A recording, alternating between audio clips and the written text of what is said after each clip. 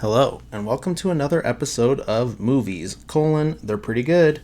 I'm your host, Travis Dudding, and today we're talking about our third Best Picture winner. Not the third movie to win Best Picture, but the third one in this month of Best Picture winners that I decided to do and regret doing. But it doesn't matter, gonna keep doing it because I said I would. Anyways, today we are talking about The Godfather. Widely recognized as one of the better movies ever made. I think it was the number one on IMDb for a while.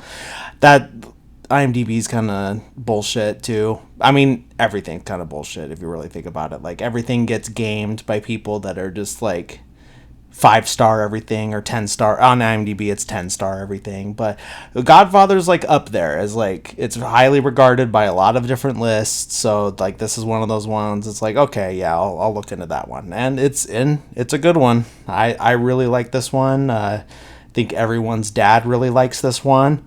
So let's get right into it. All right, so opening scene is a man named Bonasara. He is talking to the Godfather, the titular Godfather, and he's basically like asking him for a favor. He's telling the story of how his daughter went out on a date with this man, and she was dating this non-Italian man. And they went out for drinks with some friends, and then basically she was attacked. They like beat her up and stuff like that. They got her drunk, attacked her. She's all like, they hit her in the face and stuff like that. I forget if like she was sexually assaulted, but either way, like, that fucked up no matter what. But so yeah, he's like saying like, hey, like, first I went to the police, and the guys went to court and everything. But and they were sentenced to 3 years, but the sentence was suspended. So they just went right back on the street. And so I was telling my wife that the only way to get justice is through Don Corleone, which is the Godfather. And so here I am, like, to ask you to like make this right. And so the Godfather's like, hey, like, well, first of all, why'd you go to the police first? Why didn't you come to me right away? And and he's kind of like beating around the bush about that. And then he's like, and first of all, it's like, you never come to me for like anything else. And like, you never invited me over for coffee. You never had me over for dinner. Like, or like, but here you are asking me for this favor. Like, are we even friends? And so he's just kind of like apologizes, like, yes, you know, like, we are. And it's like, okay, like, you know, kind of just like gives him the runaround, but then is like, okay, like, you know, like, make it right. And down the line, you have to owe me a favor if I do this for you. And so he's like, okay, like, he agrees to it and everything. And so this is like I don't know, like, I know it from The Godfather. I don't know if this was like a mafia. Oh yeah, fun fact about that, it's like, I think they did consult like actual organized crime members when writing the book. I think the Mario Puzo book, and possibly with the film as well. This is just something I've heard. I don't know if this is true. And then that's why they like never used the word mafia in there. And I think it was just like hey, like, don't make us look bad, but we'll tell you what we do. That type of thing. That's what I heard. But yeah, they never used the word mafia in the movie. But anyways, like, I don't know if this is a tradition or if this is just something in The Godfather, but like, on the day of your daughter's wedding, if you're the Godfather or the Don of a family, then people can ask you for favors, basically. Which is kind of crazy to think, like, you know, is this just like is there time set aside in the program of the wedding? Like, like, you know, like, you get there, you get the ceremony, you get probably like during picture time. That seems like a good time. That takes forever when you're taking pictures with all the bridesmaids and stuff. Like, that's always a very long process. So that's probably the perfect time to go ask the bride's father to kill somebody that you don't like. So anyways, So eventually he's like, yeah, like I'll do this favor for you and everything. And so now I got to get back to this. But I think my favorite thing about this scene though is that he's just like petting a cat the whole time, and just, I'm a cat person, so I like that part. So then he goes down to the wedding, and they're about to take a big family picture with him and all his kids and everything. But he's like, "Oh, like wait, where's Michael? Like he's not here yet. Like let's wait. We can't take this family picture until Michael's here." So Michael is one of his sons, the youngest son, actually the main character, because the story really does go around Michael, even though it was Marlon Brando, Vito Corleone, who is got the lead actor nomination and win for the Oscar for this. It's actually like Al Pacino, Michael Corleone is kind of the catalyst for this whole story, I would say. But maybe it's just that it's all going towards the end, because I guess you kind of get a little bit of everybody throughout. So I guess it is more of like an ensemble, this one, and then obviously Godfather Part 2 is Michael's story. But anyway, so he's waiting on him. We see him arrive eventually with Kay Adams, his girlfriend, played by Diane Keaton. And he's all dressed up in his military uniform. This is post-World War II.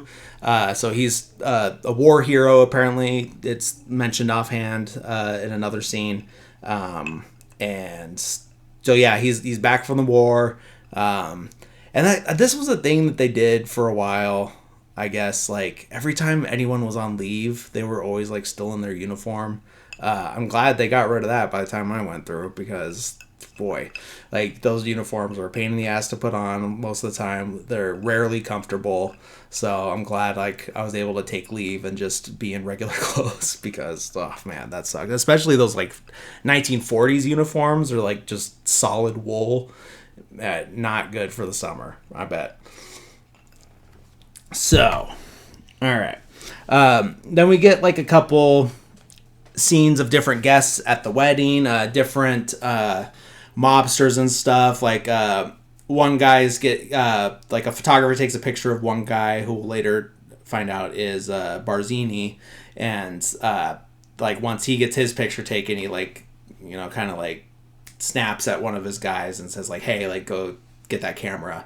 And so he grabs the camera from the photographer and pulls the film out and destroys the picture and everything. And they don't want any pictures of them, anything like that. And then we see outside of the wedding, like out by all the cars and stuff, there's some FBI out there just kind of casing the place and just making sure nothing's going on, I guess.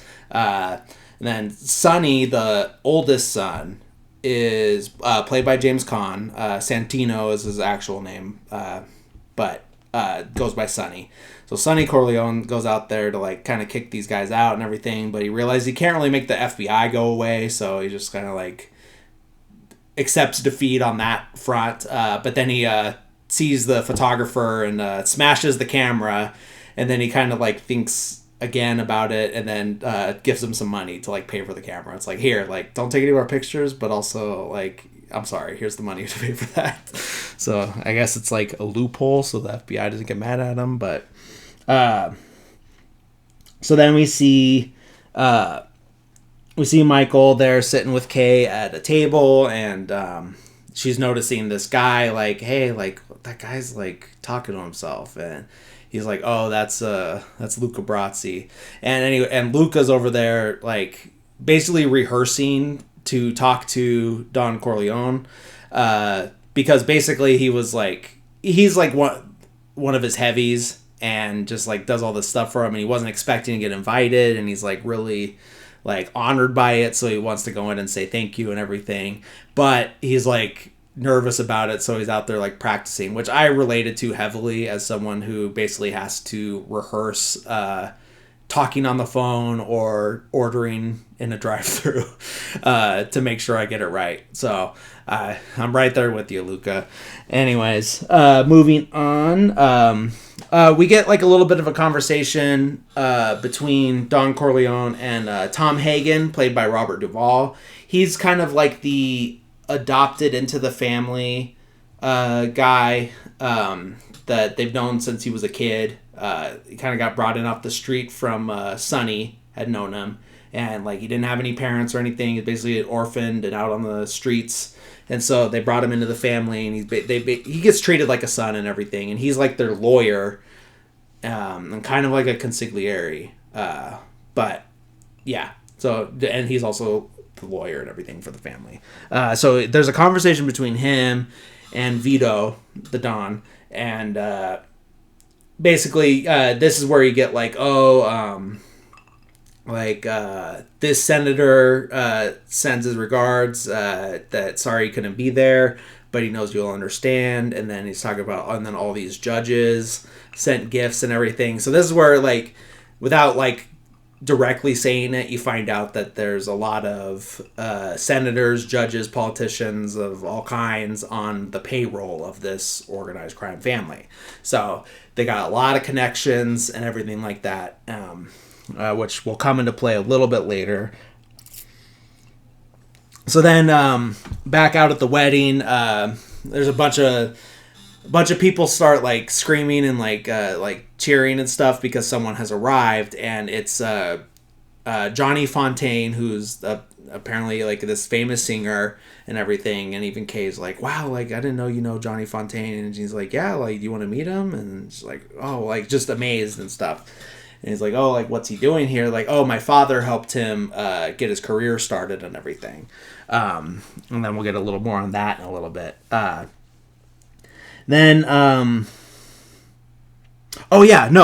He does say the story right there. So he's like, she's like, oh, like, what do you mean by that? And he's like, well, Johnny was working for this band leader and was stuck in this big contract. So, but he felt like he wasn't progressing because he was stuck here. So he wanted to get out of his contract with the band leader, and the band leader wasn't letting him out. So my father went over to talk to him and offered him $10,000, and the band leader said no. So he went again this time with Luca Brasi, and they talked and ended the meeting with him signing the contract to let him go for only $1,000.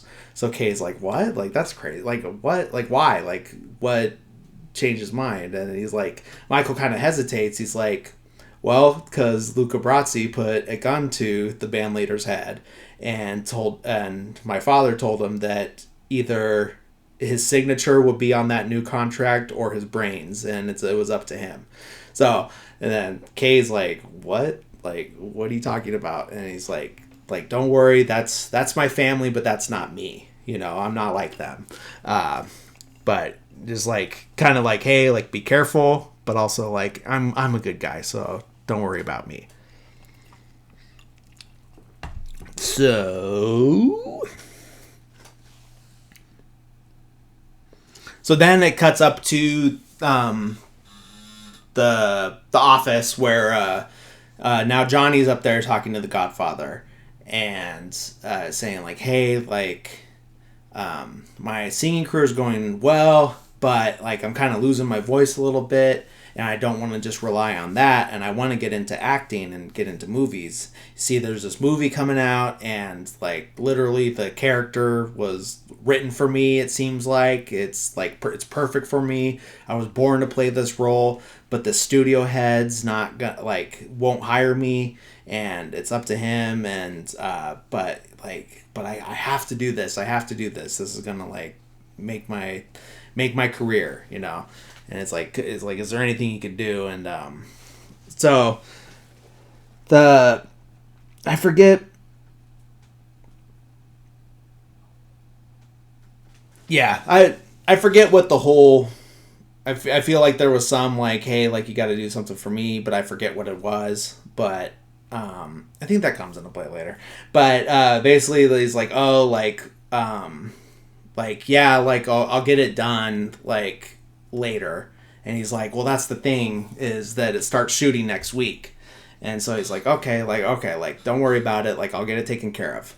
And so Johnny leaves, and he's like, oh, thank you, Godfather, and everything. And then Vito's talking to Tom and says, like, hey, like, I'm going to need you to go to Hollywood tonight and get this thing taken care of, like, ASAP. He's like, okay, I'll go do that. And then eventually, like, does go down to the wedding and gets to take the picture and everything with Michael. Michael brings in Kay, even though they're not married yet, but, like, brings her into the family picture and everything. And then it cuts to Tom. He's out in Hollywood. You get a couple location shots. You get to see the Chinese theater and everything. So, and then he's at the studio. He's talking to this studio head. I think I wrote it down. Waltz, I think. Yeah, Waltz. And he's saying, like, hey, like, the guy I work for, like, he really wants this done, and he's, wants to offer this amount of money. And he's like, what? Like, no, like, I don't care who you work for, and I'm not budging on this. Like, you can send as many people as you want. Like, it doesn't matter to me. Like, and then he's, like, threatening him, and it's like, do you have any idea who I am? And this. And, Tom's just, like, super calm through this whole thing. It's like, okay, whatever. But then the next scene is Tom going up to the mansion with Waltz. And then he's like, oh, like, why didn't you say that you work for Don Corleone? And now he's being all nice to him now that he knows who he works for. But then when he's, like, showing him the house and, like, kind of showing off everything, shows him his, like, prize horse that's like a racing horse and everything, like, just like, oh, this horse has made me so much money off this, and then they're having dinner, and he's like, look, like, I understand, like, where you're coming from, but I can't do this favor, because here's the real reason. It's like, yeah, like, this part is perfect for him, but the thing is, like, I had this great starlet, this great actress, singer. She could do everything, and she was, like, had so much promise, and she was so beautiful, and, like, basically he was having an affair with her too. And so that's, like, coming down to the real problem, is that he's pissed off that Johnny came in and took his little girlfriend that was a quarter of his age away from him. So that's what he's all pissed off about. And so Tom's like, okay, like, I guess I better fly back tonight, because Don Corleone wants to hear bad news as soon as possible. And then he leaves. The whole time he's getting, like, yelled at and threatened by the studio head. He's just, like, calmly eating his dinner and drinking the wine and everything. So he's just, like, calm, cool, and collected the whole time. And so then cuts to the next morning. The sun's rising. The birds are chirping. It's nice and calm and everything. We're going in on Waltz's bedroom. He's waking up. He's got this nice, big, beautiful bedroom. This, like, silk sheets and everything. And he's waking up, and he notices a little blood on the sheet. And he noticed that he feels all wet too. So that's, like, really what's noticing. But the camera's seeing, like, a little bit of blood on the top of the sheet. And he's like, so he kind of wakes up. He's like, wait, what is this? And he, like, the covers come down, and you see that he's got blood all over him, and his hands are all bloody and everything. And he pulls the covers back, and there it is, a severed horse head. That prize horse that he was all bragging about and showing off and was winning all this money and winning all these races, that's whose head is in the bed with them. And he's just screams, and it's just, you hear his screams echo as it, like, pans out from his house and everything. And then that's the end of that scene. Crazy thing, but parodied a million times by all kinds of stuff. I actually did see the prop horse head at the Academy Awards Museum in not in Hollywood. It's in downtown LA, or it's like Wilshire area. I don't know. I kind of get confused on the areas of LA because it's so spread out, but also everything's, like, shaped weird. If you look at a map of LA, like, actual LA is, like, crazy. and downtown's like such a small part of it. But I'm not going to get into that right now. But anyways, went to that museum. They had a whole big Godfather exhibit and all kinds of stuff. Got to see the whole recreation of Don Corleone's office. It was super cool.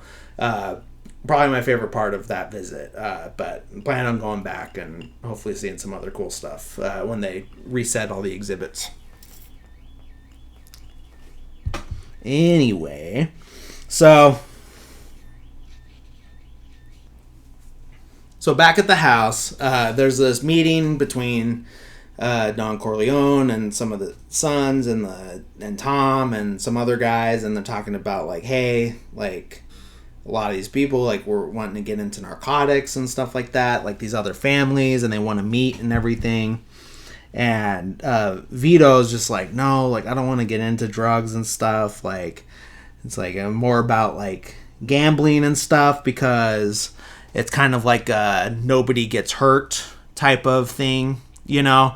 So it's like it's more honorable. It's a more honorable crime, and like these politicians and judges and stuff are more willing to be dirty about something like that where nobody's really getting hurt. You know, it's just money stuff, you know. But like when it comes to drugs and everything, then like people are getting addicted, people are dying and stuff like that. These kids are getting their hands on it, and that's what he wants to like kind of keep his hands away from. He's like, no, I don't want to get into that. Like I don't like that. But then, but there's this guy, Solazza, who wants to. Basically, he's the one that's trying to like bring this business in, and he's like, listen, like this is how it's gonna be, you know. So you need to get into it now and just kind of deal with it, you know. And then Sonny is kind of like on board with it. He's like wanting to get into it. He's like, yeah, like we need to innovate and everything like that. And he kind of lets it known in this meeting that he's on this other guy's side. And then so his dad confronts him like after the meeting. It's like, hey, like don't ever like disagree with me in front of like non-family. And someone else is going to get that same warning later on from Michael. But he's just like, yeah, like don't, you know, just keep those thoughts to yourself. Like you could tell me, I'm going to tell you you're dumb, but like don't say that in front of like non-family people. So but then he tells Luca, like, hey, like, I need you to go meet with Sollozzo and act like you want to, that you're having problems with us and you want to get, you know, work for someone else. So that way he can find out if Sollozzo's dirty, you know, if he's, like, trying to pull one over on him, you know, if he could be trusted, basically. So we see Luca is getting ready. He's getting his bulletproof vest on. He's getting his gun for this meeting and everything. Shows up at some restaurant or bar. It's at a bar. He goes to the bar, whether it is a bar or restaurant. And so he's there, and he's like, hey, like, are you Tattaglia? And he's like, yeah, like, oh, and then Sollozzo comes over. And so he's like talking to him. He's like, so I hear you want to work with us.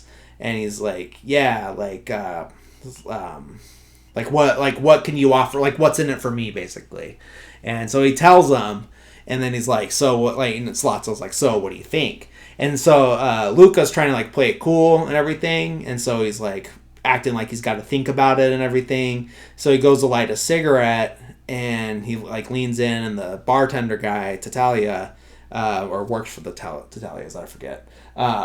He lights a cigarette, but Luca's got his hand on the table, and Sollozzo pulls a knife out and stabs his hand into the table, like kind of just pins him on there.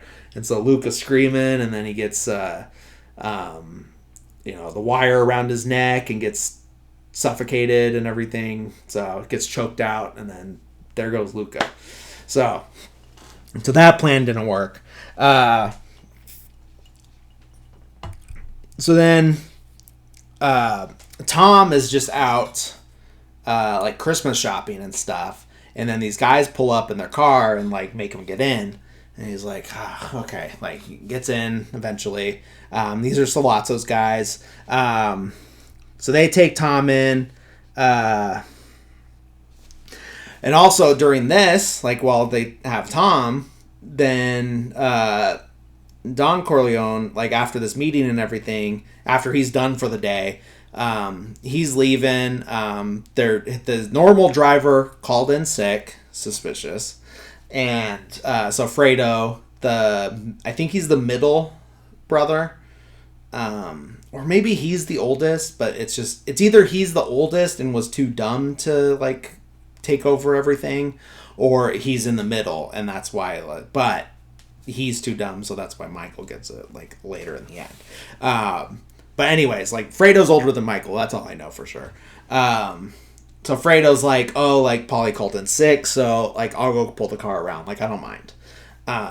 So he goes and does that. So he pulls up with the car, and Vito's like, oh, like I want to just go buy some fruit real quick because there's a little open air market across the street. And so Fredo's like, okay, like I'll be waiting in the car, whenever you're ready, take your time. So he's over there looking at the fruit, and these two guys come out around the corner and pull guns, and he clocks it like before they pull the guns and starts to run, but it's too late because he's like an older guy and everything, and so he gets shot up, falls onto the car. Fredo's like jumps out of the car and fumbles the gun because he's an idiot and like basically didn't do shit. And the Don's shot. We're getting a bunch of scenes of people like finding out, and like there's all these rumors like he's dead, he's alive, like all this stuff, and then like no one knows who did it or anything like that. Michael finds out from him and Kay like are coming out of a movie theater and they're walking down the street. They're in New York City, I think. So they're just walking out of the movie, and Kay's the one notices on the newsstand. She notices the headline saying that Vito Corleone was shot, and it's unknown whether he was killed or not. And so she notices and points it out to Michael, and he's like runs across the street to a payphone to call in. He calls Sonny, and he's like, yeah, I don't know for sure one way or the other. You just have to get home. They're like, just come home, Michael. Like we'll figure it out. And he's like, okay, like I'll be there as soon as I can. So then,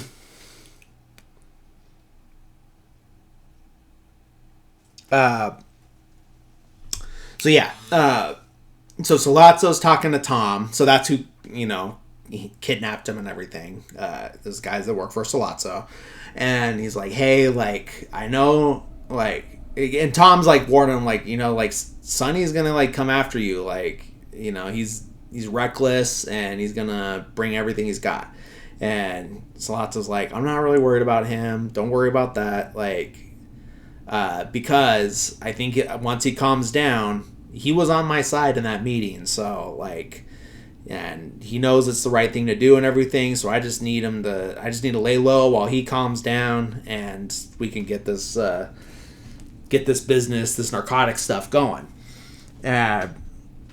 So then he gets the call that Vito's still alive, and he's like, shit, like it's like this is bad for me and it's bad for you if like this deal doesn't go down. Like he says that to Tom. Anyways, it lets Tom go. So then back at the house, like they're all like sitting around like talking about what they're gonna do. Polly comes in and Sonny's like, hey Polly, how you feeling? And he's like, oh, like still like a little sick or whatever. And it like the performance that he's giving like on his fake being sick is on the level of like a third grader, basically. I'm pretty sure there's third graders that have been more convincing that they're sick than Polly here in this moment. And so like as soon as he walks out of the room, Sonny's like, I know it was Polly that did it, so like we're gonna take care of that. So then because of the next scene of Polly is in the car with, I think it's Tessio? Sal Tessio. I don't know. I forget who the third person. I know it's Polly is driving, and they're picking up Clemenza from his house, and his wife's telling him, like, giving him a kiss goodbye and saying, like, okay, like, don't forget to go pick up the cannoli for tonight. And he's like, okay, like, I won't, and says goodbye, gets in the car, and he's like, tells Polly, like, all right, like, be careful backing up, like, don't hit any of the kids. And then they leave for the day, and he's like telling Polly where to go, like, okay, like, turn here, basically like having Polly drive him around town, because he's usually the driver. That's his whole job. And so they're just like running errands basically, and then they're out in like the I'm not too familiar with the New York area, but they're out in this like fields and stuff, and you could see the Statue of Liberty off in the background. It's all tiny, but it's just these giant tall looks like wheat, but I doubt that's what it is, like these big reeds out there. And Clemenza's like, hey, pull over, I gotta take a leak. And he gets out of the car, and then we get this wide shot where we could see Clemenza off in front of the car. He's peeing in the bushes, and we see the car, and we see the Statue of Liberty in the background. And it's at this point that you could see in the car that whoever's in the back seat pulls out a gun and shoots Polly in the back of the head. And so that's the whole point of this whole day, was to just whack Polly, basically. And so Clemenza comes back to the car after he's done peeing, and tells the other guy, it's like, leave the gun, take the cannoli. Another iconic line. I just love that shot, just because it's a wide shot. It's beautiful. I love the way it's framed. I love that you can see the Statue of Liberty in the background. It's crazy. It's so good. So we see Michael's back at the house. He gets a phone call from Kay, and she's like, hey, like, how are you? Like, any news? And like, he's like, yeah, like, Dad's okay. He's gonna pull through, but just trying to figure out some family stuff and everything. And she's like, okay, like, when are you coming home? He's like, I'm not sure. And she's like, okay, I love you. And he doesn't say anything, and he's just like, hey, I love you, like, say that you love me. And he's like, okay, I gotta go. It's like, all right, like, and then everyone's giving him a hard time, like, hey, why would you tell that girl that you love her and stuff like that. But so then we see them having dinner together. I think it's in a hotel room, and he's like, hey, like, this is going to be a while, and to keep you safe, I think you should go back with your family and everything, because I don't know if they're going to, like, attack the rest of the family. So just go back with your parents for a little while, and I'll let you know, like, when, like, we can see each other again, basically, and she's not too happy about it, but she's, like, seems to understand and everything. So then he goes to the hospital to visit his dad.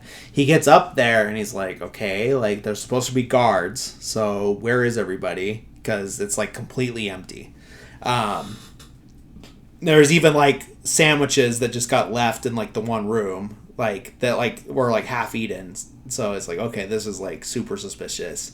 And then he goes into his room. His dad's still okay. So he's like, okay, like, thank God about that. And then this nurse comes in, and he's just like, what are you doing here? You can't be here.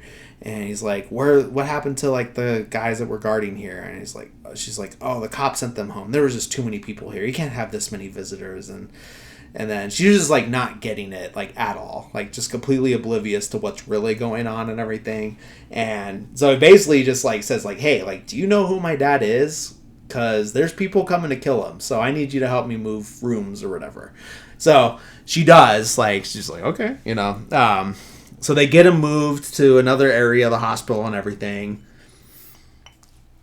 Like, right as they're, like, getting him in the room, then he hears footsteps. He's like, oh shit, like, get him in, and then he goes and, like, kind of peeks out, and then he sees who it is. He's like, okay, like, I know that's not, like, a bad guy, but he's like, all right, like, who are you? He's like, I'm Enzo, I'm the baker, like, I just came to pay, he's got flowers, he just came to pay respects to, Vito, and he's like, okay, like, hey, like, can you do me a favor? He's like, yeah, like anything for your father. Like, yeah, like that's what I'm here for. And he's like, okay, like I need you to like stand guard for a little bit.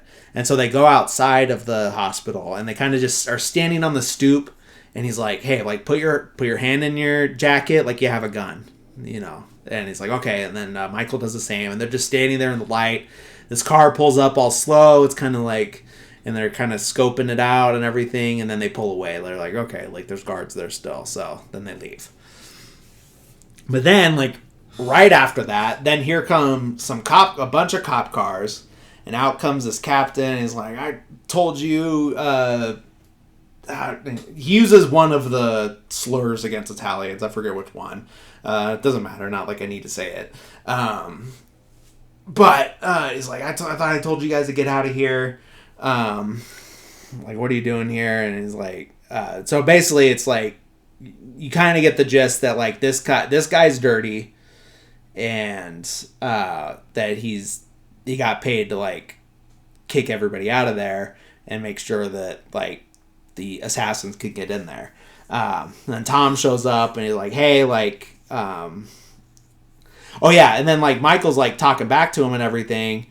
And not really. He's not even being like that, like, abrasive or anything like that. And this guy's just like looking for any excuse to like beat up Michael. And then even like when he's like telling his guys to arrest him, the like one of the other guys is like, this guy's a war hero. Like what? Like he didn't do anything. Like he's clean. Like what are you talking about? And he's like, I don't care. And then he just like punches him and everything. Tom shows up with a bunch of guys and he's like, hey, like these are private security paid for by the Corleone family. They have licenses. They have permits to carry guns. And if you mess with them, like you're like I could take legal action against you, you know, whatever. So he's like, fuck, like I've nothing I could do about that. So he like concedes and he's like, all right, like let's get out of here. Then he leaves.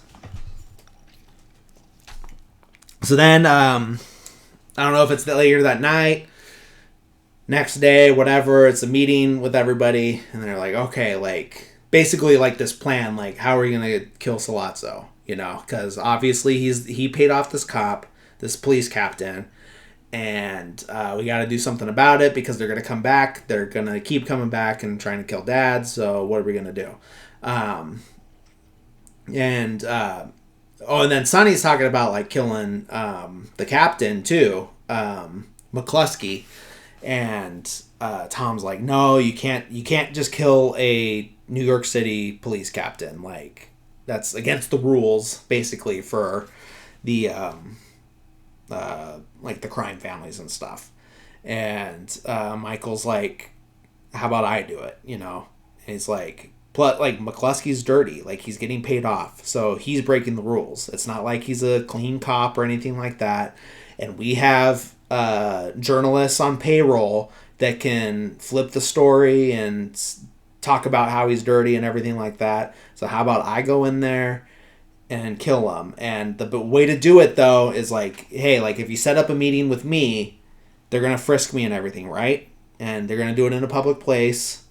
So if we find out from an informant where the meeting's going to be held, someone can go in there and plant a gun for me. And that way, like, I can get frisked and I won't have a gun, so there's no suspicion.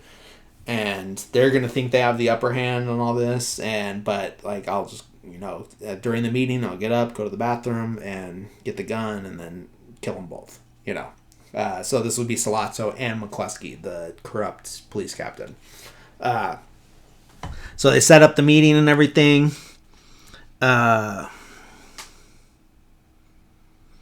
Then... yeah. They set up the meeting. Michael's getting picked up in front of some bar. He gets in the car, immediately gets frisked by McCluskey and everything.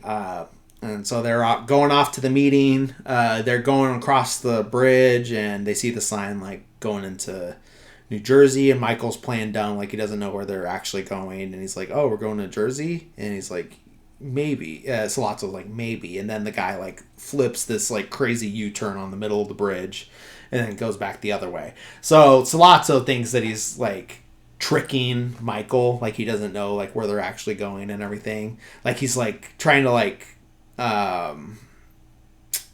what's the word I'm looking for? He's just trying to, like, scare him, basically. But Michael already knows, so he's just, like, playing it off. He's like, oh, okay, I guess we're going somewhere else.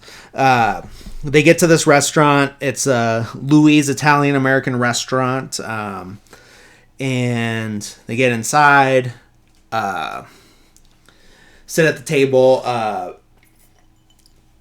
They order and everything, and then Salazzo tells McCluskey, it's like, hey, if you don't mind, I'm going to speak Italian to Michael. And McCluskey's like, yeah, whatever, like, do what you want. Like, I'm just here for the food and to be a bodyguard, basically. So they're talking to each other. They didn't put subtitles on, which I was surprised. I don't know if that was just Peacock messed that up, because it's been a while since I watched the movie, so I don't know if I watched it on Peacock, even though I have it on Blu-ray. But they didn't have, like, subtitles for when they're speaking Italian to each other. So I don't really know what they're saying in this instance, in this viewing. But they talk to each other for a little bit, and at some point, Michael says, like, okay, like, if you don't mind, like, I gotta go to the bathroom. He's like, and then they look at McCluskey, and he's like, yeah, if you gotta go, you gotta go, you know? And he's just like, he's got his napkin tucked into his shirt, and he's just chowing down on whatever he ordered. So Michael goes into the bathroom. They have those, like, old-timey toilets with the tank above and the pull string to flush. And then somebody went in there, obviously, the plan. They taped a gun to the back of the tank. So Michael goes in there, he reaches up, he takes the gun out, puts it in his pocket. Oh, yeah, and then as he gets up to go to the bathroom, Salazzo frisks him again, like, just to be safe. And McCluskey's like, I already frisked him, like, he's good. Like, I've frisked so many people, like, he's good. And Salazzo's like, all right, just to be sure. But yeah, so Michael comes back, he's got the gun. Salazzo starts talking to him in Italian again. And you could see, and it's just, the camera's just focusing on Michael at this point, and it's just kind of like slow zooming in, and you could see that he's like, he's really like, he's on edge about it, because he's kind of like psyching himself up. He's like, okay, like, I gotta do it. Like, his eyes are darting back and forth, but he looks like he's listening, but he's just like taking it in, and maybe he's like hearing something that he doesn't really want to hear, but he's just being respectful, you know? So it does, like, there's no suspicion at any point, like, during this. Like, it still fits with the situation. But we know what's going to happen. So we're like, okay, here it comes. And then there's the sound of a train going by. So it's like, there's a lot of noise in there. And that's he takes that as his opportunity, and he stands up and he shoots Salazzo right in the forehead. He's gone, you know. And he was told, like, in the prep for this, he's like, 2 shots each, you know, like, just to be safe. But I think he figured, like, well, that one in the forehead's good enough. So, and then he turns the gun on McCluskey. He gets one in the throat and then one in the head. And then just, like, he's just, like, grabbing at his neck as he's, like, dying and everything. And that's a crazy, like, graphic. And he's just, you know. But, yeah, just crazy scene. Both of them are down. He gets up, starts walking out of the restaurant, drops the gun, and just, like, gets out of there. You know, all part of the plan. Everything went smoothly. So then we get this montage of the aftermath, because that was another thing they talked about in the meeting. It's like, hey, like, if we do this, if we kill Salazzo, everyone's going to be pointing fingers, and a bunch of people are going to die. Like, there's going to be all this stuff going on. So we get this this montage of, like, this mobster gets killed, and this one, and this one, and this one, and, like, all these people are going down, like, during this, because it's just complete chaos for a little bit. And then we see that, like, there's the first article is like, oh, the hunt is on for cop killer or whatever. And then later on in the montage, it's like, oh, it turns out that the cop was dirty and he had all these ties to drugs and stuff like that. So it's all working. And then like once they find out that he was dirty, then everything kind of settles down. So that was just all part of the plan. But then Michael has to go into hiding, but we don't know where yet. And then then we get to see that I think at the end of the montage, the last newspaper headline that we see is that Vito Corleone gets to go home from the hospital. So then we get to see that scene. He gets like basically this like the ambulance gets escorted to the house. They take him up on the stretcher, get him set up in bed and everything. The whole family's there. Everyone comes in to say hi. The babies, all the grandkids, everyone. And then once everyone leaves, then there's sitting there talking to him, and he's still very weak and like can't really talk too much, just kind of like whispering. And then he asks at some point, he asks, "Where's Michael?" He kind of like barely gets it out, but he asks, "Where's Michael?" And I think it's Tom that tells him like that Michael's the one that did the hit, so he's like out hiding. And this like you could tell it really bothers him, and then he like kind of waves everybody out. He doesn't start crying at this point, but he does like he's very sad by this, and then we'll find out a little bit later why. So then we finally get to see.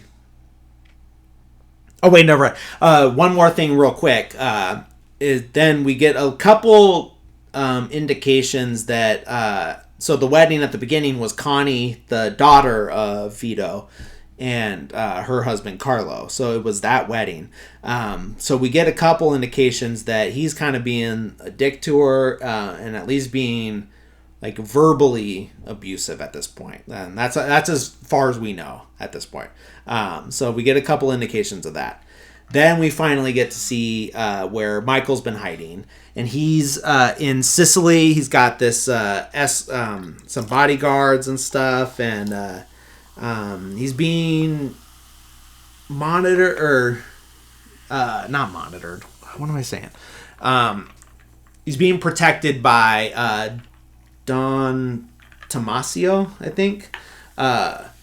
And so he's got bodyguards and everything. He's in Sicily. They're just out walking and stuff. And he's like, hey, like, you shouldn't be out, like, this far from the house. And he's like, okay, it's okay. I got my bodyguards. And he's like, still, you need to be careful, because if they find out you're here, like, you know, I'm supposed to be keeping you safe. Like, and I intend to do that. So they're just out walking around and everything. They're going through the town of Corleone. And they're just walking through there, and Michael's kind of makes an observation. He's like, hey, like, where are all the men? And then Fabrizio, one of the guides, is like, yeah, like, most of them have died, like, from, like, different vendettas. So there's, like, all these, like, crime families and stuff there. You know, so, like, a bunch of, like, feuding families and everything. They, you know, they get into a fight, and then all these men end up dead and stuff. So just the big lack of men in this town. And then they keep walking and everything. And then this group of women and children are going by, and Michael spots one of them and just, like, immediately, like, love at first sight. Like, he just, like, can't take his eyes off of her. She looks back at him, and she seems kind of interested in everything, and he's just, like, just completely stricken by her. And then, like, even one of the bodyguards is like, oh, like, you know, like, look at him, he got struck by lightning and he can't even talk, like, basically. Or a thunderbolt, I think is what he says. So then they go into town, and they're sitting at, like, a little cafe or something, and they're talking to the guy that owns it, and they're like, hey, like, you know all the women in this town, right? Like, because this guy saw this one and like fell in love immediately, and so we're wondering if you knew who she was. And they start to describe her and everything, and then they get to a certain point, and the guy's like, no girl like that exists, and he, like, gets up and leaves. And they're like, oh, okay. Like, and then the two local guys, the bodyguards, is like, oh, like it's his daughter. That's why he's all upset. So that guy gets up, he goes inside, he's all mad and everything. And then Michael's like, hey, like, go get him. Like, I want to talk to him. And so, like, they go in, they bring him back out. He comes out with, like, two other guys, like, maybe to show, like, hey, don't mess with me. And then Michael tells Fabrizio to translate. And he's like, and basically telling him, like, hey, like, I'm here, I'm hiding out and everything. Like, I'm an American. Basically, like, hey, he puts all the cards on the table. It's like, hey, this is my situation. A lot of people would pay a lot of money to know that, and I'm telling you right now, just to basically, it's like, say, like, hey, like, you could trust me. Like, here's my dirt. And like, I didn't mean to any disrespect on you. I didn't mean any disrespect on your daughter. But, like, I'd rather this, like, go smoothly between us. Like, I don't want, like, someone to come looking for me and then they kill you to get through me or anything like that. Like, basically, like, I don't want her to lose a father rather than gain a husband, basically. And it's like, so I'd like to meet her and talk to her under family supervision, like, with your blessing and everything. Like, I don't want to do anything disrespectful or anything like that. I want to do everything the right way. So, like, is that okay? And he's like, okay, like, how about Sunday? Like, we could do that. And it's like, okay. Like, so they agree to that. So then they kind of, they have their first meeting. There's a bunch of people there. It's like almost like a big party, basically. He gives, then he asks, like, at the end of that, like, whole conversation, he's like, okay, like, by the way, like, what's her name? And he says Apollonia. So they finally meet and everything. Like I said, this big party. He brings gifts to the parents and to her. And he gives her this, like, really nice necklace, and she puts it on. She really likes it. She does seem like, oh, okay, this guy's nice. Like, and he's got some good gifts and everything. And they're also just, like, kind of looking at each other from across the table. And I think it, like, as per tradition and old-fashionedness and everything, he's got to, like, win over the family and everything first. So he's, like, mostly... It's funny because it's, like, this whole thing is just to, like, meet and marry the daughter, but he's spending the whole time talking to the dad at the end of the other end of the table. But they're also, like, looking at each other, like, from across the table and everything, and then they, like, smile at each other and stuff. So, and then we see that they're, like, he's, like, kind of courting her under family supervision, so they, like, gonna go on a date, but then there's, like, a group of women, like, trailing behind, like, kind of keeping an eye on them to make sure there's no funny business going on. It's kind of like very religious groups kind of do the same thing still. Like, if there's that, like, Married at First Sight or whatever, kind of reminds me of that type of situation. So anyway, then cut back to Sonny. We see that he is having an affair with someone. There's the same woman that he was also having sex with at the wedding, you know. He is married and has, like, kids and everything, but he's, like, having sex with this one woman. He's still meeting with the same woman. The bodyguards are, like, waiting outside of her apartment to, like, keep him safe after he's done with his affair. And then he's like, okay, like, after he leaves, and he's telling whoever he's with, is like, all right, I gotta go over to Connie's for a little bit, his sister's house. He gets over to Connie's house, and she's got a black eye, and her lips all cut. So he's like, and she's immediately like, it's like, don't get upset, like, it was my fault, like, I'm the one that hit him, like, I'm the one that started the fight. And Sonny's like, no, like, where is he? Like, I'm just gonna, like, beat him up and everything. And she's like, no, don't kill him. And he's like, I'm not gonna make my nephew or an orphan, like, so I'm just gonna go talk to him, basically. So then he like hunts Carlo down. He's just like out on the street. He's like sitting on a stoop with like some like leisure suit bullshit or whatever. He looks like dumb as hell.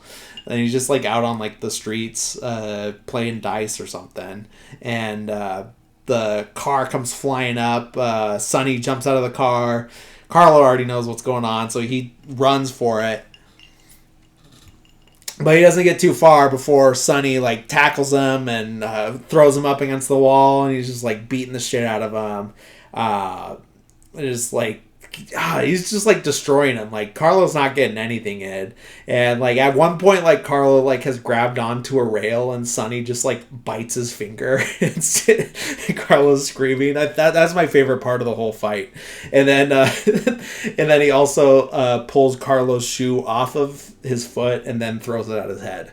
And then like and then it threatens him. It's like, if you ever touch my sister again, I'll fucking kill you.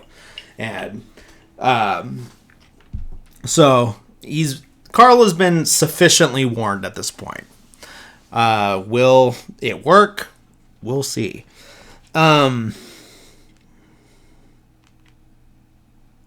then it cuts to Michael and Apollonia's wedding back in Italy. They're going all traditional Sicilian wedding and everything. Everything's beautiful. There's a bunch of armed guards around, like, just in case. Get to see all like the things. You get to see their first dance. Get to see them on their wedding night and everything. And everything's very respectful and everything, which is good.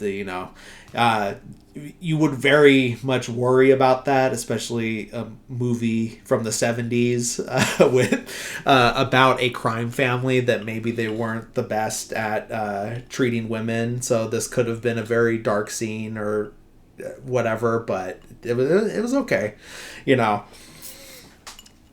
So after the wedding and everything, we cut back to the States.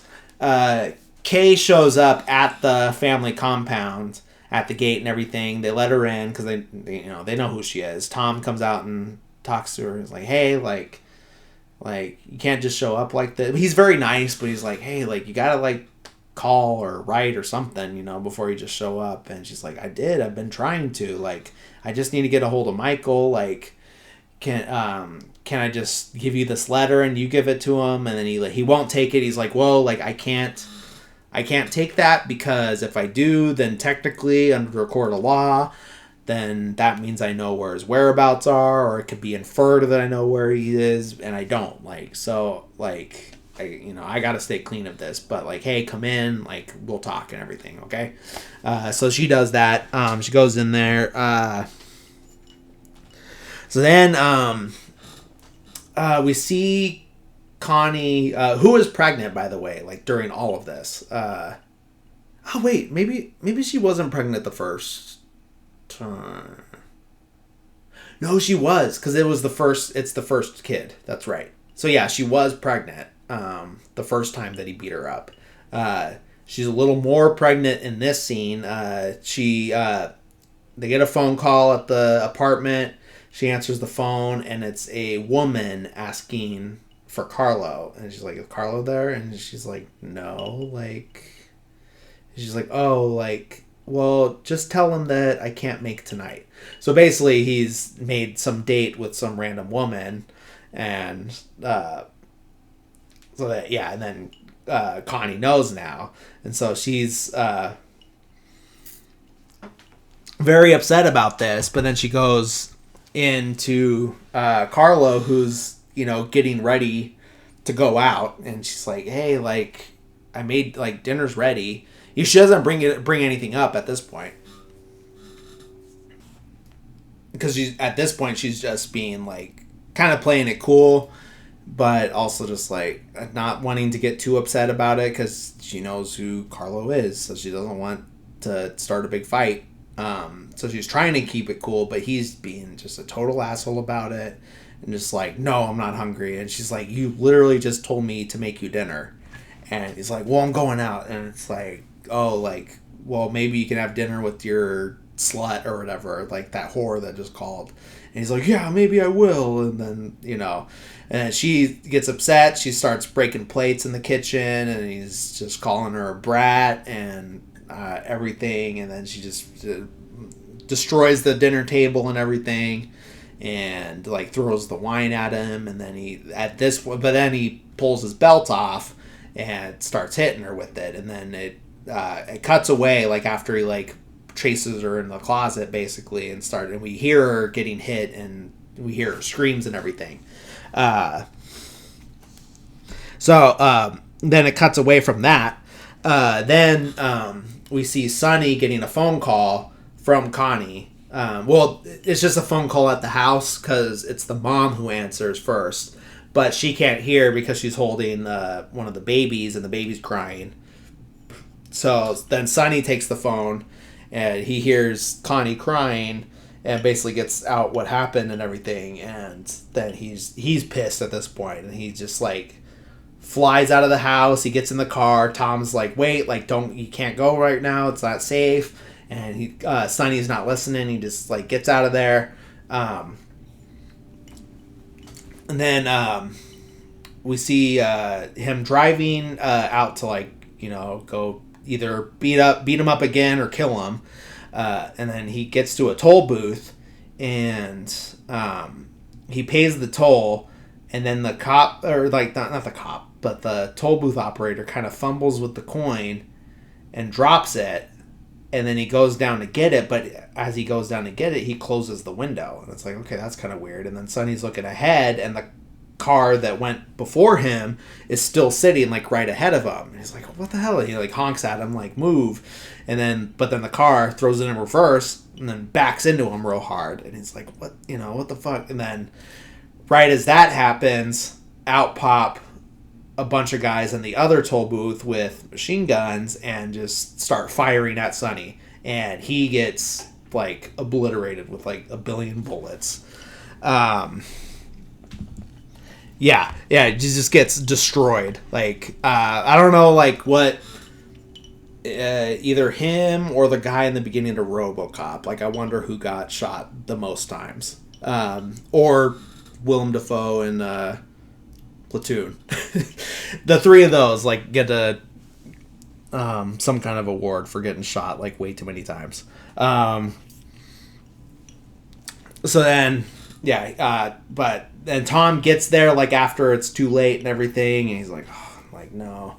And then cut back to the house. We see Tom like sitting in the office. It's very dim, and he's just like drinking with his head down and everything. And then here comes Vito, and comes and sits with them, and he's like, first he asks for a sip, and then Tom gives it to him, and he's like, Tom, my wife's upstairs crying. And then all these people are whispering, like, it's some, like, I don't know what's going on, and I just need you to tell me, And he's like, yeah, like, I was just come up to wake you up and tell you. And Vito's like, but you had to have a drink first. And he's like, yeah, I did. And he's like, well, you had your drink, so you better tell me. And that's where he tells them that Sonny got killed. And, this, obviously, Vito's very upset by this and starts to cry a little bit. And then he gets serious, and he's like, like, call a meeting with the 5 families. This war has to stop. Like, we can't have I don't want any more people getting killed or hurt for this. So let's just end it right now,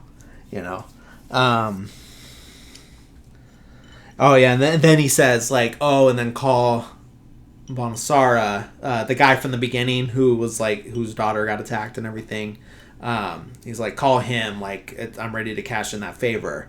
And he did refer to him as an undertaker at some point. So then we see an elevator coming down, and Bonasara waiting there with a bunch of caskets and stuff. So he's, like, a funeral home guy. And they come down the elevator, and they wheel in Sonny. He's under, not in a body bag, but he's under a sheet or whatever.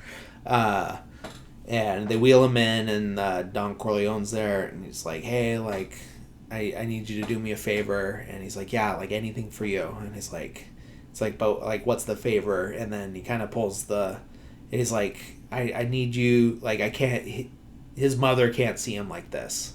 And I just need you to basically make him presentable. And then he pulls the sheet back, and then we see Sonny laying there on the table, just completely bloody, holes everywhere. And then we get another iconic line that gets used in memes, and Vito says, "Look how they massacred my boy," and then he's crying it again, and just do the best you can. Like, I know you can do good. Like, and so that's the favor that he's cashing in.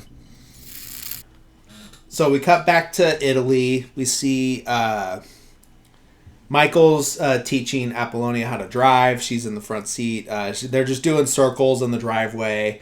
She's like runs over a couple things, but you know, she's doing pretty good. And so they're just driving circles around, and they finally stop and get out of the car. Or Michael gets out of the car, and he's like, it'd be safer to just teach you English. And she's like, I already know English. And she's like, Monday, Tuesday, when, you know, it just says the days of the week. And but then Don Tomasio gets home, and Michael goes to meet him at the car and is talking to him, and he's like, oh yeah, I was just like teaching her how to drive and everything. He's like, hey, like, he gets kind of serious, and he's like, hey, like, I've heard that some people know that you're here, so I think that you should go, like, it's time for you to go somewhere else for a little bit. Like, it's just too dangerous for you here. I want to keep you safe, so, like, better pack up, and we'll get you hidden somewhere else. So then we see them getting ready to leave and everything. They're all packed up. Michael says that Apollonia is going to go back with her family for a little bit, just until everything's calmed down, just to keep her safe. And then he's looking for her, and he's like, oh, like, where is she? Like, and then someone says, like, oh, like, she wanted to she wanted to surprise you and then drive you. And he's like, okay, like, you know, I'll go look for her and everything. And then at some point he told Fabrizio, it's like, hey, can you go find her? And he's like, yeah, oh, yeah, sure. And then he leaves and everything. Michael gets out to the courtyard where the car is and everything, and he looks over and he's like, hey, Fabrizio. And Fabrizio's like running away, kind of. And Michael notices. He's like, Fabrizio. And then he turns around with this like kind of scared look on his face, and then takes off running around the corner. And then Michael looks over at the car where Apollonia is sitting in the driver's seat honking like, hurry up. And then he's like, Apollonia, no. And then boom, car explodes. So Fabrizio betrayed him. Like, he's working for whoever's looking for Michael, and Apollonia is killed. Like, it sucks. And yeah, but so yeah, that scene cuts away. So then we get to the meeting of the five families. They're all gathered there. Basically, the whole gist of the meeting is like, hey, like, some of us want to get into the drug business, and then some of us don't, and then they're just kind of like hashing that out a little bit. And Don Corleone's not the only one who doesn't want to get into the drug business. Another guy speaks up, only to say like, oh yeah, like, I don't like drugs either, but I think we could do this as a business, but we just have to have principles. Like, I don't want it anywhere near schools. Like, I don't want it sold to children. And like, oh, and you're thinking like, oh, like, he's a nice guy. Like, He's got the right idea. And then he pulls out like, oh, we'll sell it to black people. I mean, that's not what he says. He doesn't go all the way to the N word, but he's just like, oh, we'll sell it to them. Like, and he says they're animals anyway, so who cares if they destroy their own lives? It's like, oh, okay, maybe this guy isn't the nice guy that we thought he was. I don't even know who that guy is, because it's not Barzini and it's not Tatalia. So he's not like the two main ones that we're always hearing about. So then he finally makes peace with Tatalia, because that was the whole beef in the beginning anyway, was because I think Tatalia worked for, or Sollozzo worked for Tatalia. Oh yeah, because it was the two of them at the bar, and that's who like lit Luke a cigarette before. That's all. So yeah, they make peace, and they're like, hey, like, you lost somebody, I lost somebody. I'm willing to forgo justice for Sonny if we just end this right now and just like make peace. Like, I'm willing to give that up, and we just all make peace. And Tatalia agrees, and everyone else agrees, and Tatalia and Corleone hug each other, and everyone claps. But then on the car ride home, Don Corleone tells Tom, it's like, it wasn't until today that I knew that it was Barzini all along. So it wasn't even like obviously the initial stuff with Sollozzo was Tatalia, and that's one thing altogether. And that might not even have been Tatalia's idea. It could have just been Sollozzo all along. But the point is that it was Barzini who organized the hit on Sonny. And that's how, and then it's basically based on something Barzini said in that meeting, and versus how Tatalia was acting, it was like it's like, okay, like he finally put it together, like, okay, like Barzini is the one I gotta watch out for.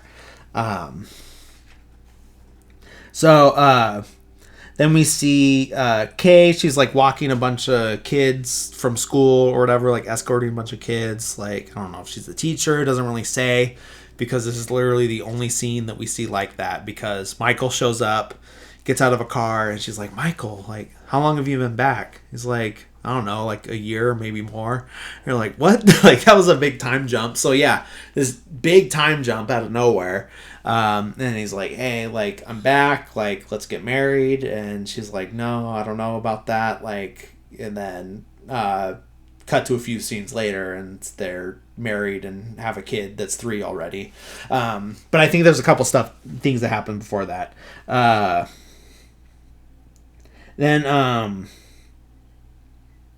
We get another meeting. It's Clemenza and Tessio saying, like, hey, like, Don Corleone said, like, after a while, down the line, like, that me and, like, that we could break off and start our own family. And Vito's like, yeah, like, I did say that, but you got to talk to Michael because he's the one that makes the decisions now. And Michael's there, and he's like, yeah, like you guys can do that, but, like, we just need to do this one thing first. Like, we have to, like, take care of this business in Nevada, and then you guys can break off together. And they're like, okay, like, yeah, that sounds fair. And then we see that, as someone says, like, what about Tom? Because he's the consigliere, and they're like, oh no, he's not going to be consigliere anymore. And Tom's like upset. He's like, no, like, and then Michael's like, it's nothing against Tom. It's just, if I'm going to be the head, like, I want my dad as the consigliere.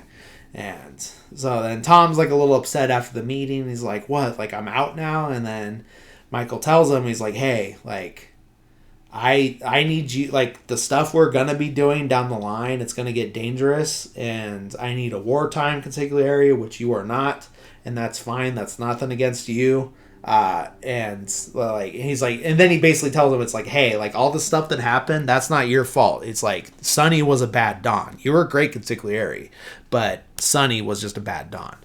But that doesn't matter, because, like, I just need you to stay clean, because it's going to be a lot of legal stuff down the line, like business, crime, all that stuff. Like, I just need you to be the clean lawyer that, like, that's how I need you to be. And he was like, okay, like, he's still not too happy about it, but he understands.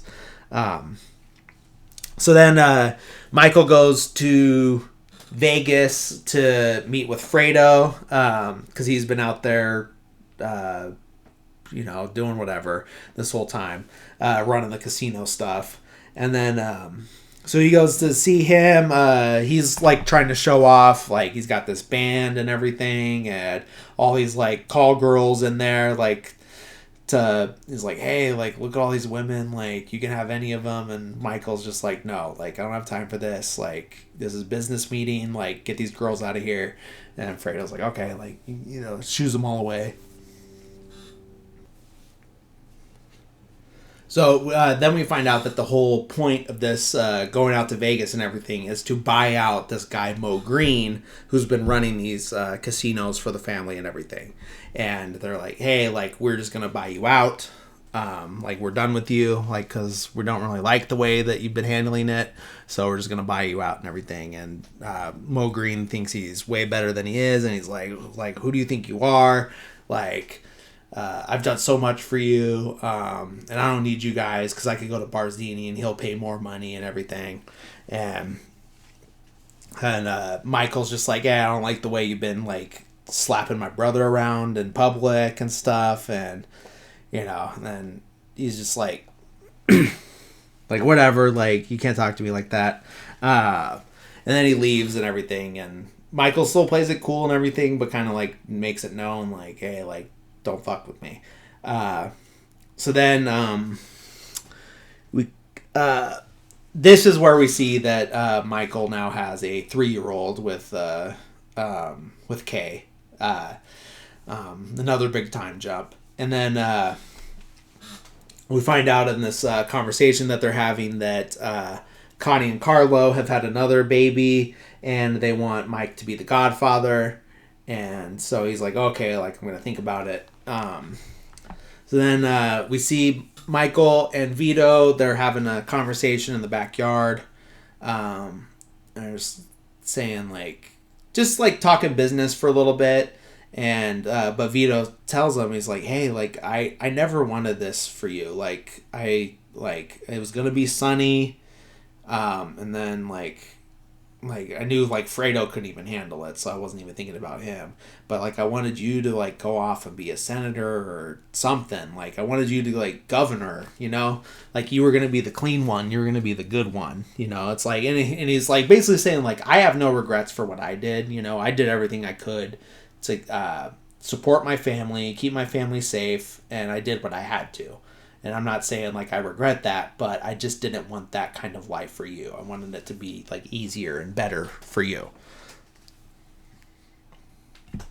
And then, like, at the end of their conversation, they're talking about, like, hey, like, we still can't trust this Barzini guy.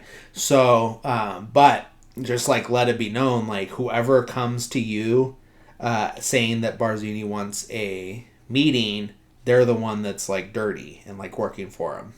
So whoever Barzini sends to, like, ask you, like, that's the dirty one. So watch out for them. And then we get a scene where Vito is babysitting Anthony, which I think is Michael's son. And they're just in the backyard. Anthony's running around. He's got, like, a little water sprayer thing and stuff, and he's watering the plants and everything. Vito's babysitting him and just, like, keeping an eye on him. Vito calls him over, and then he, like, he's like, here, I want to show you something. And he like puts these like fake teeth in and like kind of like makes like a monster face. And Anthony gets all scared because, he's like 3. So he's like, kind of starts to cry a little bit, and then Vito's like, oh no, it's okay, like, I'm sorry. And then he's like, hey, like don't worry, it's like, it's not scary, it's just a game, like, here, like. And then he gets up and starts like chasing him around and stuff, like growling and being a monster and stuff. And Anthony's like loving it and everything, but then like during one of his growls, Vito starts to cough, and he starts like coughing uncontrollably, and he grabs his chest and then he just collapses. And then at first, like, Anthony, because he's 3, so he's just like giggling and stuff still. And then he kind of realizes, like, uh-oh. And then he like runs in to go get somebody. And then, of course, immediately next scene, there's Vito's funeral. And so he just collapsed and died, like, right then and there. Probably a heart attack, I'm guessing. And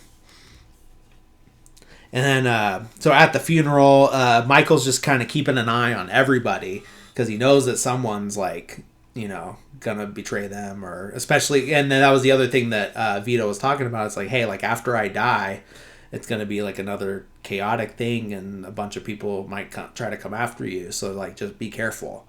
And so that's when he's just kind of keeping an eye on everybody. Barzini's looking a little too happy, a little too smiley and stuff.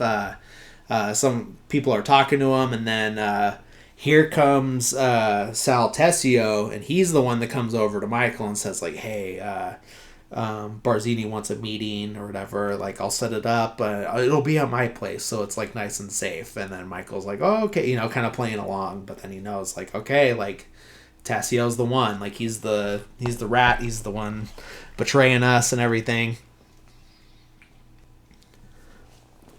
Then telling Tom about it. It's like, hey, like, yeah, they have like a little conversation. He's like, man, like, I would have thought it was Clemenza would be the one. And he's like, no, like, Dad always said that Tessio was smarter and everything. So, of course, it's Tessio. So then we cut to the baptism of, I forget the name, but it's Carlo and Connie's new baby. So it's the baptism, and Michael has decided to be the Godfather. And, oh yeah, that's the thing he's telling Tom. He's like, oh, like, I'll do that after the baptism, That's when I'll worry about all this stuff. But that's kind of a misdirect for us, I guess, because I don't think, like, Tom's taken aback by what happens next. But, so we're seeing the baptism, and all throughout, like, that, like, we could hear the priest, like, the entire time, like, doing the whole baptism ceremony. And it's intercutting between the baptism and some people getting ready, loading up guns and stuff like that. Various, like, things like that, and it's just like cut back and forth and back and forth. And then it's funny because when it gets to the part where the priest is asking Michael questions, like, hey, like, do you believe in Jesus Christ? Do you believe that he died for his sins? Do you? And then we see that these guys are getting ready to, like, kill some people. These guys that work for Michael, because Clemenza's one of them. We recognize him. He's got this, like, big cardboard box that's, like, gun-sized. Nothing suspicious about that. And just walking up some stairs. So we know that, like, they're about to do some dirty work, obviously, for Michael.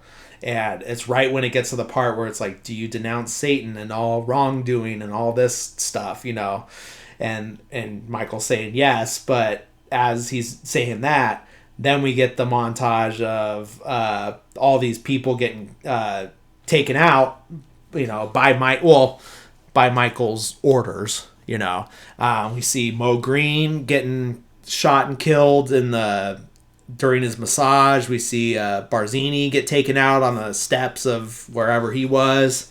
Like, just all these different guys, like, all get taken out, like, during this baptism. And that's another one of the, like, really great scenes. Like, I love that duality of, like, oh, here I am doing this, like, religious thing because I'm this holy man, but meanwhile I've had all this stuff.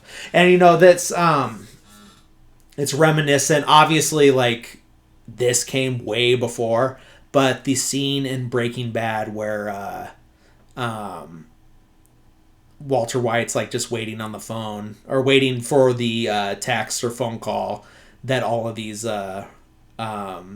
murders that he orchestrated in prison are getting taken care of. You know, it reminded me a lot of that. So I'm sure that this was the inspiration for that scene. So yeah, after all of that, then it cuts to back at the house where Tessio's like, oh, okay, like let's all right, let's go to the meeting now or whatever. And then someone's saying like, oh, we're gonna drive separate, and he's like, wait, like no, like that's not like part of the plan or whatever. Like I orchestrated all of this, like that's gonna mess it up. And then a bunch of other guys come out and kind of surround Tessio, and that's when Tessio realizes like, oh, like you guys know that like I'm the rat, you know.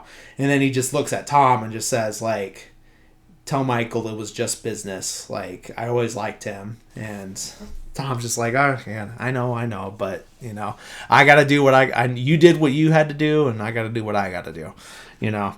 So then Tessio gets taken away in the car, and then we don't get to see the hit take place. We just see him go off into the distance.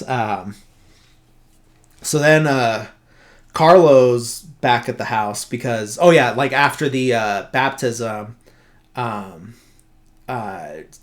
Michael's like, hey, like I gotta talk to Carlo about something back at the house. Like you guys going to Vegas, like we'll be there later, you know, because they were gonna go on this big family vacation after the baptism. So then they're back at the house, and Michael's talking to Carlo. It's like, hey, like I know that you're the one that fingered Sonny to Barzini, and like I just need to like. And I'm not going to kill you because I'm the godfather of your kids. I don't want them to be orphans, you know.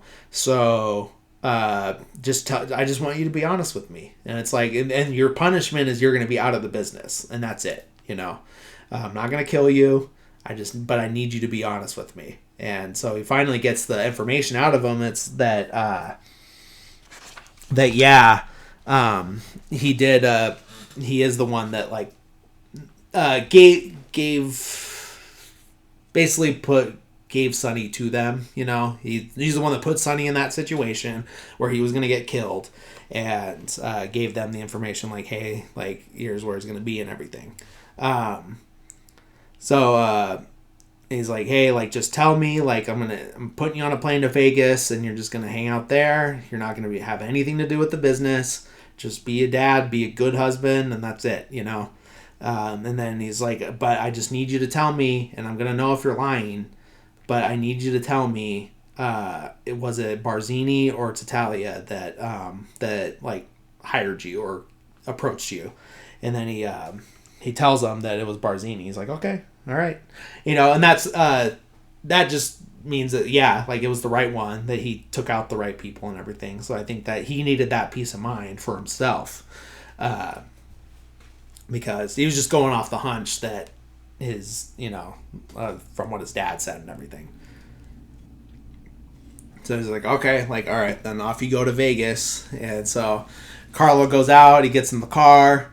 He's, you know, someone's putting his bag in the trunk and everything. He sits in the passenger seat, and then out from the back seat comes a little wire around the neck. And, so he gets choked out. He's like struggling. He kicks out the windshield. The guy just starts driving, like while the other guy, like the driver, just starts driving away while Carlo's getting murdered, like right next to him.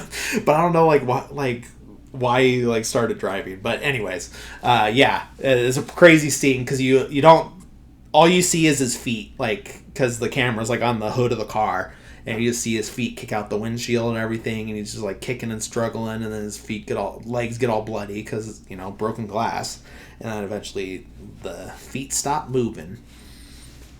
So then a little bit later, Connie, but like shows up at the house, and she's all pissed off. She's running up to the office and she's like yelling at Michael. It's like, you killed him. Like, didn't you? Like that was my husband. That's the father of my children and all this stuff.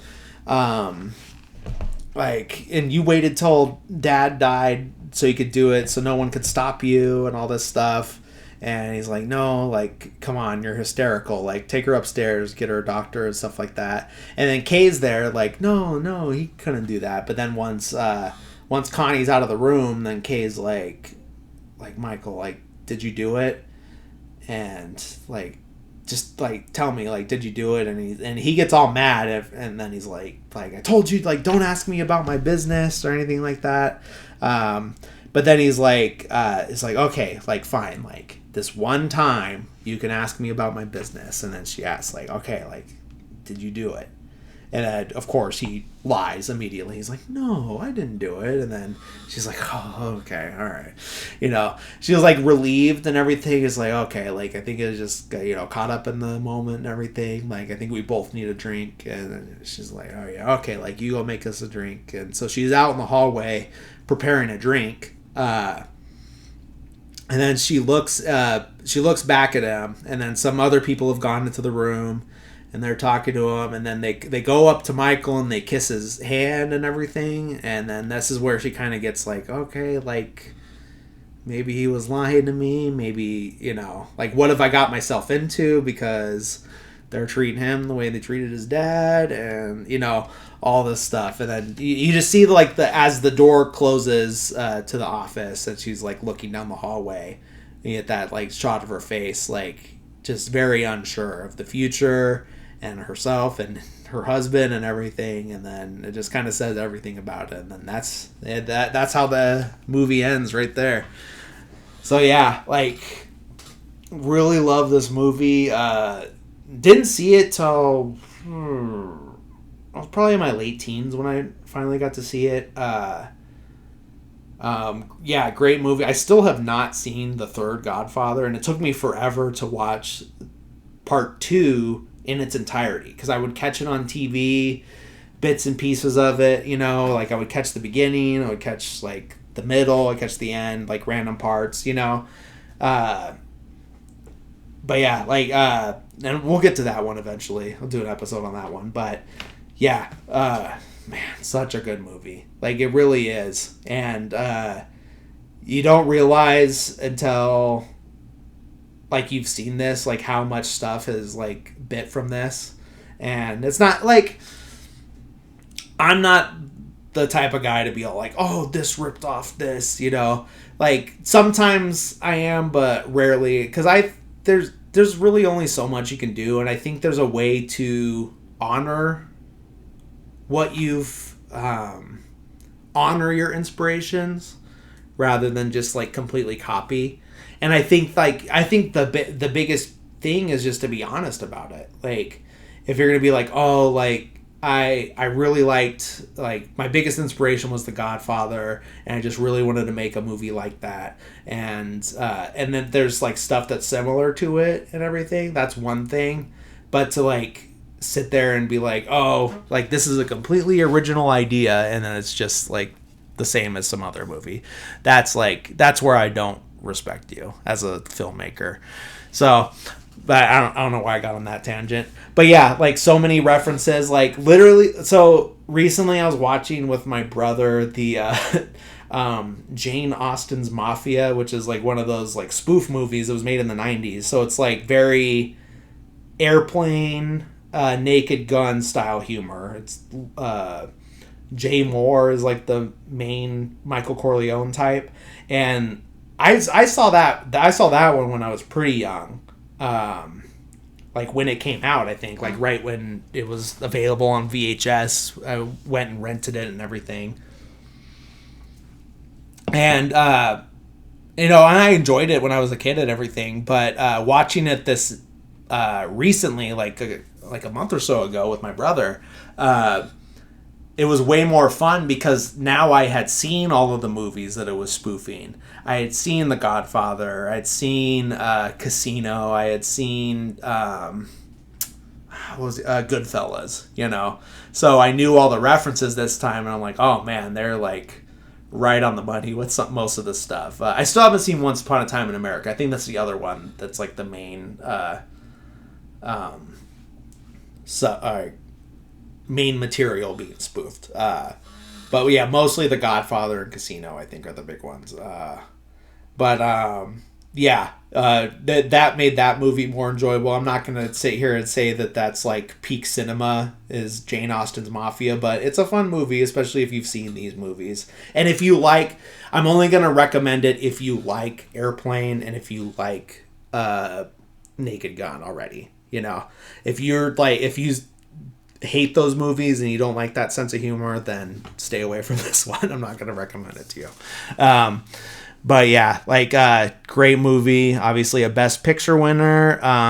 Then also it was Best Writing or Screenplay. Adapted, obviously, because Mario Puzo's novel is what it was based off of. And then Best Lead Actor, Marlon Brando.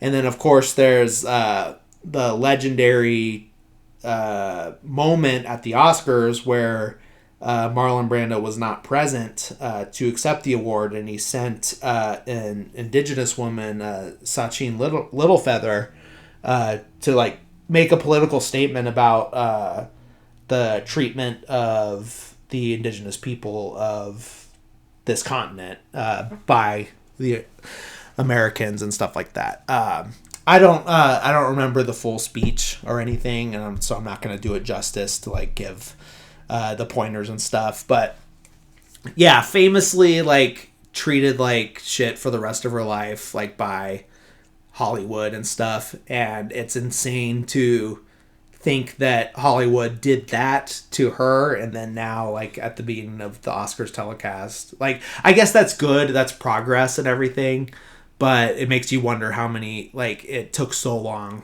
to get to a point where now we're saying we understand that we're holding this ceremony on the ancestral lands of this tribe. The Tongva tribe, I know, is the one that would have been in that area. I mean, that's good. That's progress. But it's insane to think about where we were back then, where the story goes that John Wayne had to be held back or what's the word I'm looking for? I literally I'm losing my vocabulary as I'm doing this. Because I always I'm a big procrastinator, so I do this at the last minute every night. It's literally it's Monday night and this is gonna go out at 2 a.m. tonight. But yeah, they had to hold John Wayne back because he was gonna go out there and attack this woman or kill her or whatever. I don't know. But yeah, that's John Wayne. John Wayne's one of those guys. He was a great actor, but then the more I find out about him, the more it's just kind of a bummer. But yeah, more on him when we do a John Wayne movie. But yeah, that's The Godfather. More on all of this down the line when we do Godfather Part 2. And then maybe someday I'll get around to watching Godfather Part 3. The reason I've put it off is because I just always hear that it's disappointing. So shout out in the comments of this episode if you are a fan of Godfather Part 3 and if you think I should watch it. Yeah. So yeah, thank you guys for listening, and thank you for anyone who is a new listener. Welcome. I hope you continue to listen. Anyone who's been listening for a while, if you know anybody that likes movies or likes the same bad sense of humor that I have and you think would be into this podcast or just podcasts in general, recommend it. Just keep listening. Please subscribe. Follow me on Instagram at movies they're pretty good with no punctuation in it. That's where I'm the most active. I do have like a Twitter and stuff, but I think like all of those have like 3 followers. So it's just reposts from the Instagram because that's where I originate the post from. But yeah, keep following on there. I always put out a preview of what episodes are to come. That way, and I'll let everybody know where those movies are streaming. That way, you can watch along. It's always better to watch along. I just know that from any movie podcast I listen to where they go in depth on movies and stuff like that. It's better to watch along. But hey, like if you're not watching along and you still enjoy it, hey, I'm not telling you you're doing anything wrong.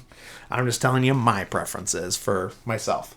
But yeah, thank you everyone. Oh man, okay, I need to get off and edit this. All right, thanks everyone for listening, and I hope to see you next. I'm not seeing any. See, this is what I'm talking about. Like, I'm just losing my mind slowly every single day. All right, thanks for listening, and I hope you listen next week. And I hope everyone has a good week. Thanks.